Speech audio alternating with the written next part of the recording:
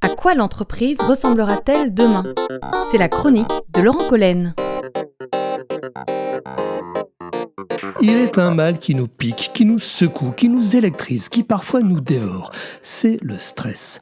Le blues du dimanche soir, les larmes qui montent aux yeux face à trop de critiques, le cœur qui palpite, le cerveau qui paralyse, la liste des symptômes est longue. Je n'irai pas plus loin car je ne suis pas médecin. Je suis juste un observateur de l'entreprise. Et l'entreprise, c'est l'aventure. J'aime l'aventure, donc j'aime l'entreprise. Alors, je suis toujours froissé de voir à quel point l'entreprise génère du stress là où elle devrait générer de l'enthousiasme.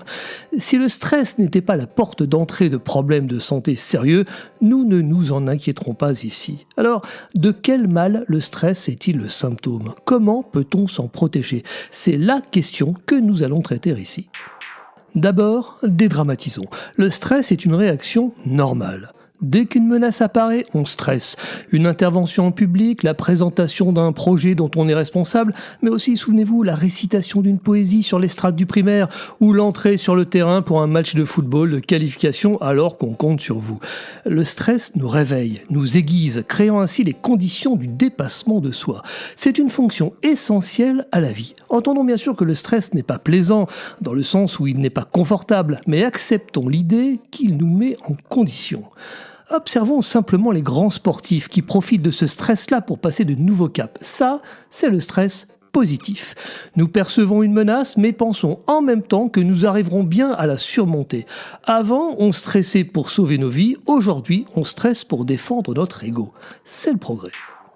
S'il existe du stress positif, c'est qu'il existe également du stress négatif. Alors, dans ce cas précis, nous percevons de la même manière une menace, mais nous pensons en même temps que cette fois, nous n'arriverons pas à la surmonter. Donc, on craint un échec, une frustration, et sans oublier bien sûr tous les impacts négatifs qui en découleront et que nous devrons donc affronter après coup. Il nous est par exemple demandé d'obtenir un résultat, mais nous ne disposons pas des moyens pour y arriver, à moins que nous n'ayons pas su les définir ou tout simplement encore les demander. Comprenez que plus ce stress négatif est présent, plus il nous oblige à nous adapter, plus il consomme autoritairement notre énergie et plus il nous éteint. Ici, on parle donc de souffrance et d'impact possible sur la santé. Donc là, on ne rigole plus.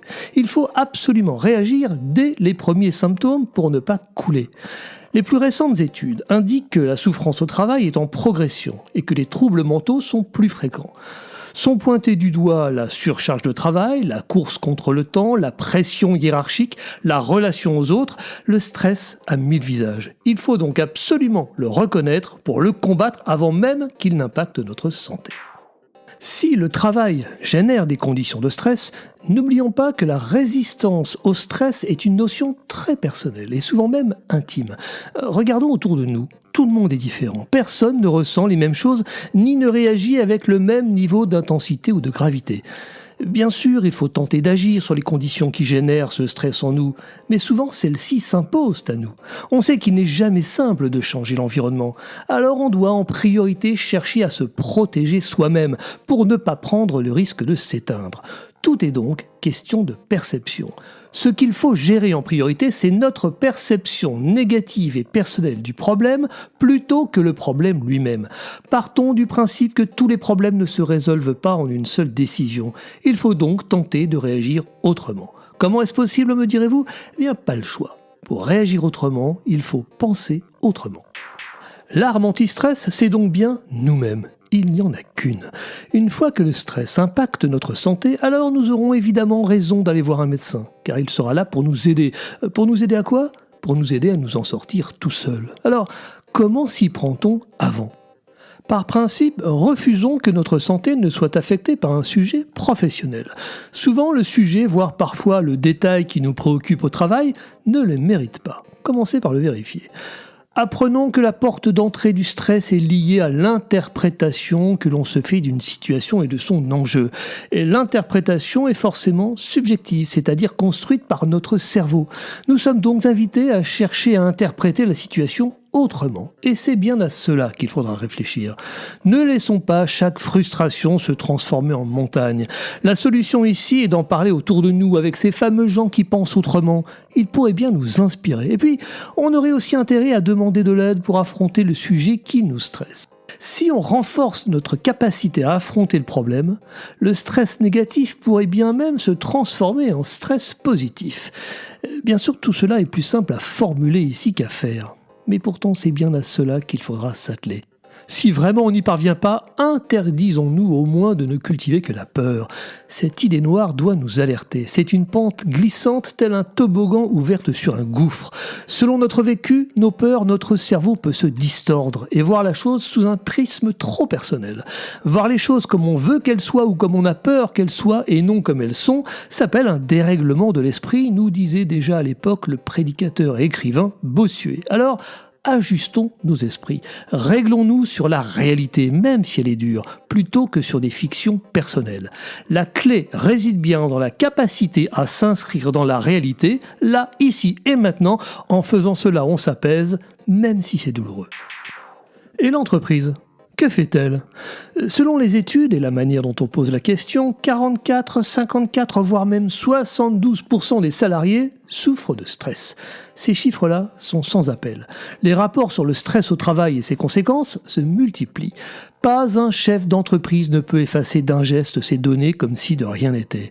On l'a vu, les individus salariés ont un sujet intime à gérer. Mais les dirigeants, eux, ont aussi une partition à jouer. Et pas la moindre, celle de cultiver un environnement où chacun s'épanouit par la performance qu'il produit, à coup de reconnaissance, de respect de l'équilibre vie privée, vie professionnelle et de bon dosage des charges de travail. Si l'entreprise était un jardin, le dirigeant serait un jardinier condamné à prendre soin de ses plantes et aussi de ses boutures, sous peine qu'elles flétrissent. La clé, c'est donc bien l'équilibre. Les dirigeants et leurs managers doivent agir pour que le travail soit un lieu de construction des personnes et non de déconstruction. Elles n'y ont d'ailleurs aucun intérêt économique.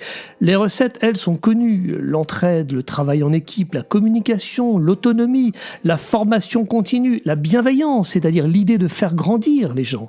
En clair, si le stress au travail provient du décalage entre les résultats qu'on attend et les moyens qu'on se donne pour y arriver, l'enjeu consisterait bien pour les dirigeants à bien gérer les ressources.